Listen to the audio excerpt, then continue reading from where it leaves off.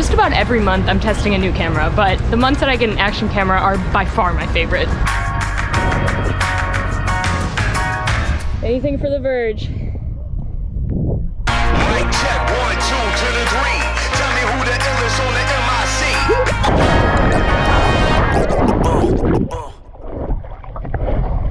MIC. Come on, do it again.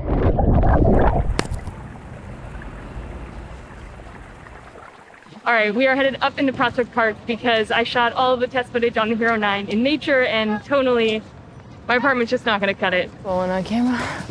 Whew, let's do it. The GoPro Hero 9. It is more robust in almost every single way. It's got a bigger battery, a bigger body, it's got bigger, badder photo and video resolutions, and for the first time ever, it comes in a reusable case that is completely plastic-free, which honestly, thank God, I love to see that. But first bigger thing, its actual physical size.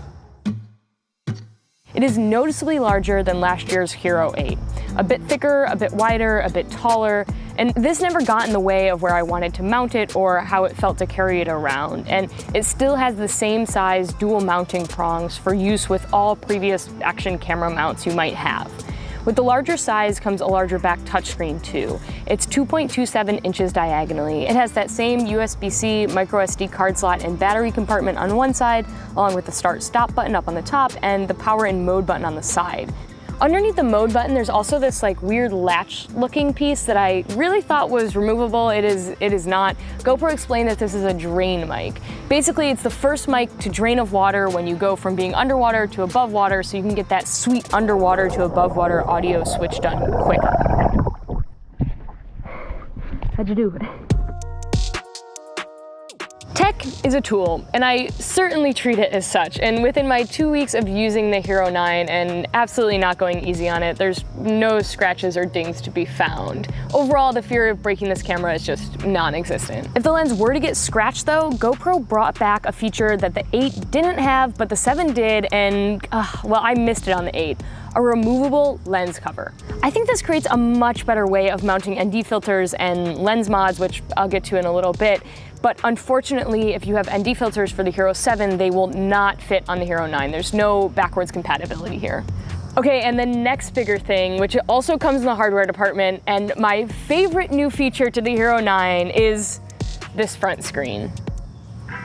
I would say 80% of the time when I'm using a GoPro, I am facing the front of the camera when framing the shot, which leads to my favorite tradition of shooting with a GoPro, and that's what I call the GoPro face. It's like that first frame that you get when you click record and you're like still kind of like hoping that the shot is like framed well. If you shoot on a GoPro, you know what I mean. I'm usually putting the camera in a location that I can't get behind to see the frame, and I'll be honest with you, it takes too much time still for me to pull out my phone, to check the frame, to make sure it's all good, and I always just kind of risk it. But with having a front-facing screen, I can actually see my frame while mounting the camera, and that is huge. Like, dudes, I cannot stress this enough, that is huge. And the Osmo Action had this, and I loved it on that camera, and I'm just so happy to see it come to GoPro's line. Within the settings menu, you can also change the screen ratio of the front screen, what information it displays, or toggle it on and off. There's a bit of a lag on that front screen when you're recording, but otherwise the colors are vivid, and I was able to see all of the information I needed, such as battery life and card space, very clearly. With more screens though, comes more power use. So GoPro bumped up the battery from 1220 milliamp hours on the Hero 8 to 1720 milliamp hours on the Hero 9.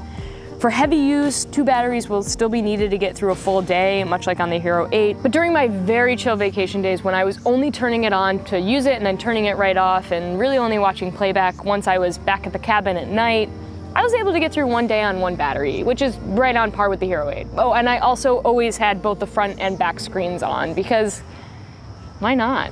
Okay, the next bigger thing, resolution. This camera's 20 megapixel sensor can record in, all right, here we go. 5K 3024, 4K 60 3024, 2.7K 120 60 30 24, 1080 240 120 60 30 24.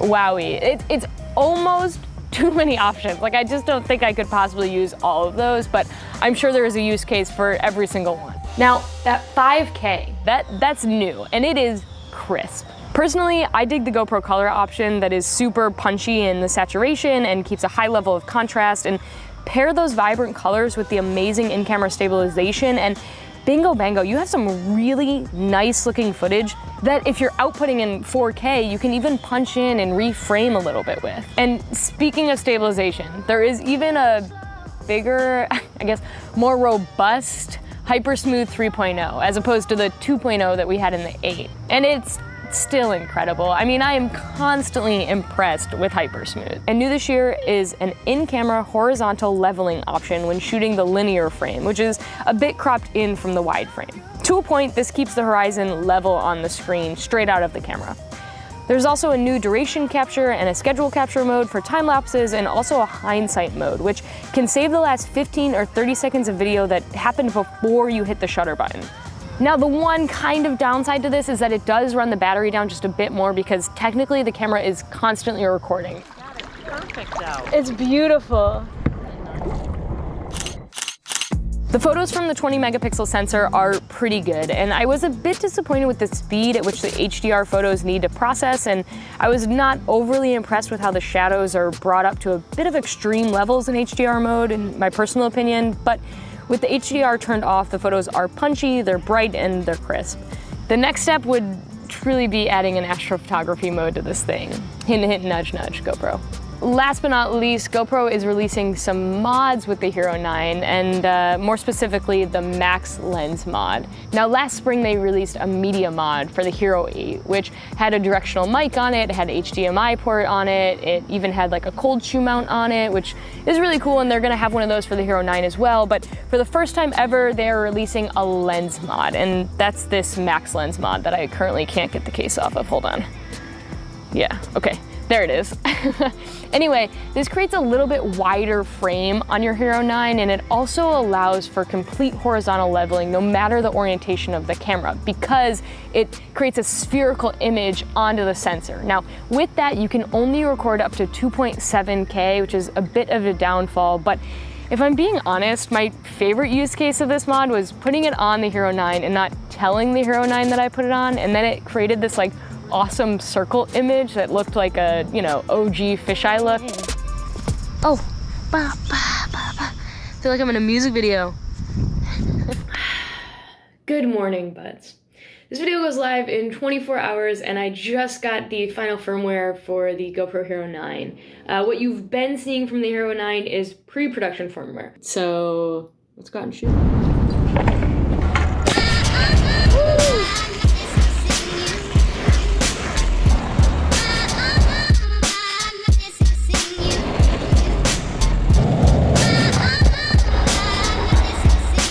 So right on, yeah. GoPro claims that this latest version of firmware has some crisper image quality, it has improved exposure, and then it also improved touch sensitivity. I found those all to be true. Footage looks great, camera's super touch responsive, and the image is of course hella crisp. So yeah, firmware looks good, GoPro. So the Hero 9, wowie. I mean, they brought back the removable lenses, and they're rolling out mods. It's got a bigger battery, larger sensor. It does 5K video, and most importantly, they finally made the front screen useful. But for all of these big improvements, there is a bigger price tag. It's available today starting at $449 or $349 on GoPro's website when you also purchase a 1-year subscription to GoPro Plus. Now, in my mind, $449 is still a reasonable price for bigger everything. Sure, you can grab the Hero 8 Black for $350 or DJI's Osmo Action for $250, but neither of those cameras can shoot at 5K. And then there's Insta360's 1R with that 1-inch sensor mod for $500. But that's $50 more expensive, and I prefer the color that the GoPro puts out. Add that all up, and well, the biggest, baddest action camera in the game right now, I think it's the GoPro Hero 9. Is the GoPro back on top in terms of action cameras? Is it the king again? Let me know down below. Thank you guys so much for tuning in. It's officially September. We are gonna have so much coming your way, so be sure to tune in and check it all out. And okay, bye buds.